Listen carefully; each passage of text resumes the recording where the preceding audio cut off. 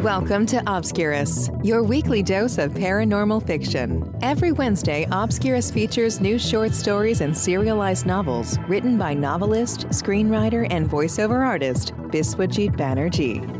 The realm of the paranormal stretches far beyond the usual horror story. So while you'll get to listen to lots of ghost stories on this podcast, there will also be many tales of lesser-known paranormal themes. To get us started, here is your host, Biswajit Banerjee.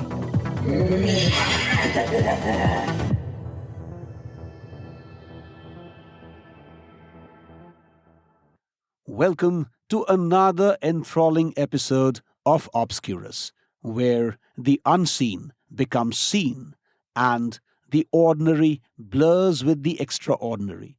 I'm your host, Biswajit Banerjee, and tonight we continue our journey into the eerie and enigmatic world of our serialized novel, She Wants to Kill. Previously, we saw Ravi grappling with his terrifying encounters with the bloodless girl, his mind teetering between reality and the supernatural. The last episode ended on a hopeful note, with Ravi discovering a glimmer of success in using the technique of autosuggestion to ward off his fears. Tonight, in Chapter 8, The Boss is Always Wrong, Ravi's struggles extend beyond the supernatural as he faces professional turmoil. A meeting with his boss, Mr. Jacobs, reveals the increasing pressure at work and Ravi's waning influence. Amidst this professional strain, an ominous note appears, hinting at yet another supernatural encounter. The confluence of workplace tension and ghostly threats promises to keep you on the edge of your seat. Before we delve into this gripping chapter, I invite you to visit our websites biswajitbanerjee.com and obscurus.buzzsprout.com for more content and updates. Your support is invaluable to us, and subscribing to our YouTube channel will bring you behind-the-scenes content, interviews, and much more. Besides, we are excited to announce that we will soon be on Patreon and other platforms where you can contribute to our creative endeavors and gain access to exclusive content. For those looking to improve their English-speaking skills, check out my training program, Spoken English for Non-Native Speakers. This program is designed to help you gain confidence and fluency in English through tailored lessons and interactive sessions. Now, without further ado, let's dive into the 8th chapter of She Wants to Kill. The Boss is Always Wrong. Get ready for a compelling mix of workplace drama and supernatural suspense as Ravi navigates these dual challenges. Enjoy the episode.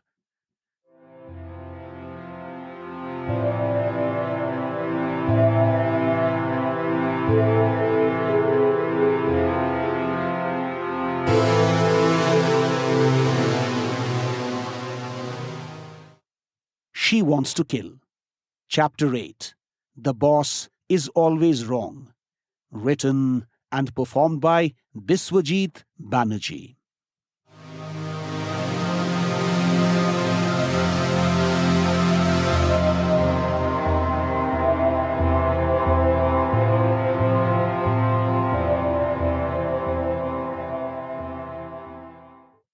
Sir, the managing director wishes to see you. Ravi's private secretary, Harish, informed him the next day upon his arrival at the office. Thank you, Harish. I'll see him shortly, Ravi replied, swiftly arranging the papers containing crucial statistical figures for his company. Within minutes, Ravi entered Mr. Jacobs's office. Dozens of papers were scattered across the boss's expansive table. Mr. Jacobs reclined in a plush crimson armchair directly opposite the table. A sleek desktop computer hummed on a small side table to his right, its edge touching the corner of the main table. "Please have a seat, Ravi," Mr. Jacobs said, his gaze fixed on the computer screen. "How are you feeling today?" "Better, sir. Thank you," Ravi replied, pulling a chair to the other side of the table and sitting down. Mr. Jacobs continued working silently for a long while, seemingly oblivious to Ravi's presence. Ravi couldn't help but resent the aura of authority Mr. Jacobs exuded lately. There was a time when Ravi commanded significant influence despite being second to Mr. Jacobs. The chairperson held immense trust in Ravi, often bypassing Mr. Jacobs for important projects. However, Ravi's current capabilities paled in comparison, bolstering Mr. Jacobs's stature considerably. "Sir, the statistical figures are ready." Ravi attempted to resume the conversation as Mr. Jacobs finally tore his gaze from the computer monitor. "Which figures?" Mr. Jacobs turned to him. "The statistical figures based on the market data you requested, sir." Ravi handed over the papers. Mr. Jacobs skimmed through the figures swiftly, then regarded Ravi with his usual air of authority. "Have you thoroughly reviewed these figures?" Mr. Jacobs inquired. "Yes, sir." "Can I send them directly to the chairperson?" "I believe so, sir." "What do you mean by 'I believe so'? Are you not certain?" "I'm certain, sir." "You don't sound sure, Ravi," Mr. Jacobs responded. "If you are unsure, you should double-check." "Well, sir." "What? You don't want to verify them?" "I have reviewed them multiple times, sir. But if you insist, I'll re-examine the figures." "I am not insisting on anything, Ravi," Mr. Jacobs said calmly. "I just want to ensure accuracy." With that, Mr. Jacobs pushed the papers back toward Ravi. As Ravi rearranged them, ready to leave, Mr. Jacobs's words stopped him in his tracks. "It's not about these statistical figures that I called you," Mr. Jacobs said. "What is it then?" Ravi sat back down. "Ravi, I have hesitated to mention this repeatedly, but I have little choice now. I don't believe you are giving your best effort. You have been missing deadlines for several projects recently. I understand health issues are a factor, but this can't continue." "But, sir, I haven't missed deadlines for all projects. I admit some recent projects posed complex problems that couldn't be resolved using conventional methods." "Your reasons are weak, Ravi. Are you implying you are limited to standard work techniques? Where's your innovation and creativity? I frequently tackle complex issues creatively. Half the challenges I face wouldn't be resolved using precedents alone. Since becoming managing director, I have encouraged innovation and risk-taking. I lead by example and expect creativity from my team, especially at your level. Do you agree?" Ravi sensed the stark change in circumstances. Before him sat a man who once played second fiddle while Ravi excelled with innovative ideas. Often, the chairperson consulted Ravi directly on complex matters, sidelining Mr. Jacobs. Now, the tables had turned, and Mr. Jacobs lectured him on the importance of innovation. "What are you thinking?" Mr. Jacobs interrupted Ravi's thoughts. I was reflecting on your words, Ravi replied. I don't intend to demoralize you, but I must be honest. I understand, sir. Ravi nodded. You need to improve. Health issues aside, this can't continue indefinitely.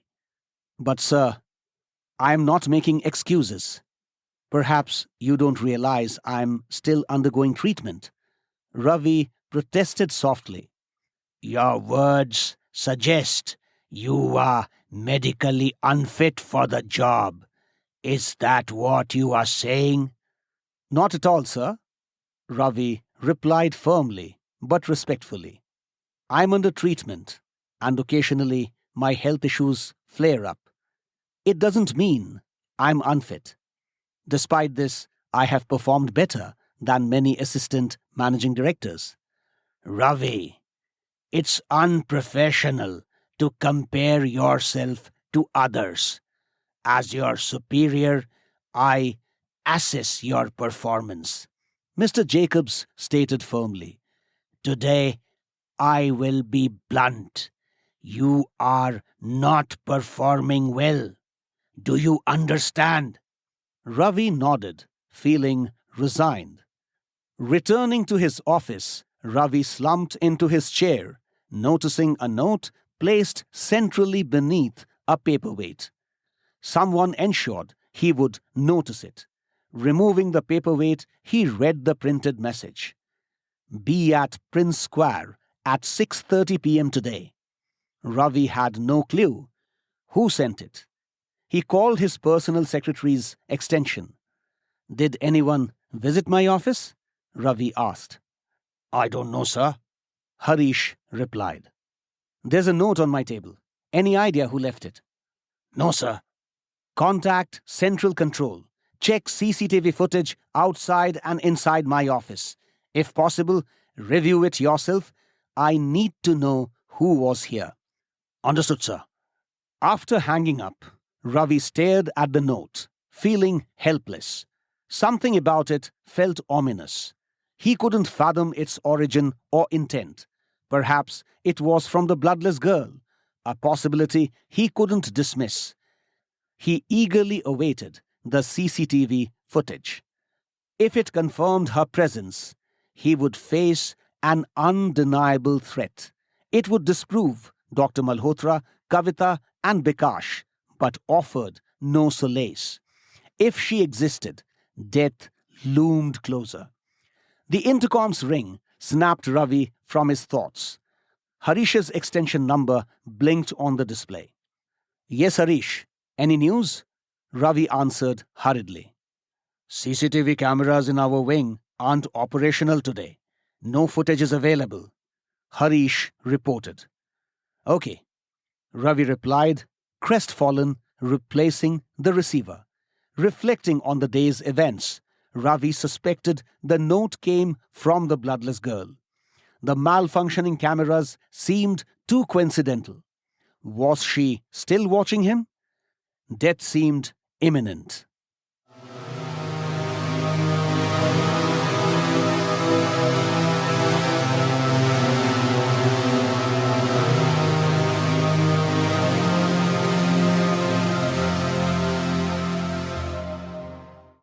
And that, dear listeners, was Chapter 8 of She Wants to Kill, titled The Boss is Always Wrong. We witnessed Ravi's professional pressures mount as he faced a stern warning from his boss, Mr. Jacobs, about his performance. The tension was palpable as Ravi grappled with the dual challenges of workplace stress and the eerie, ominous note that seemed to signal another supernatural encounter. As we move forward, expect more twists and turns as Ravi's reality blurs with the supernatural.